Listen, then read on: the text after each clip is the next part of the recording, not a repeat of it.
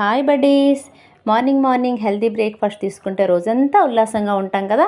So అందుకని ఒక మంచి రెసిపీతో మీ ముందుకు వచ్చానండి.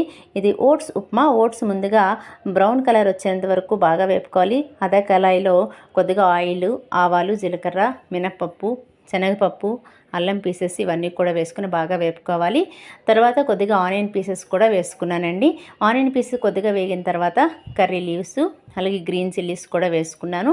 ఇవి బాగా వేగిన తర్వాత క్యారెట్ ముక్కలు పీసెస్, అలాగే కార్న్స్ కూడా వేసుకున్నాను. మన ఇంట్లో ఇంకేమైనా వెజిటబుల్స్ ఉంటే వేసుకోవచ్చు.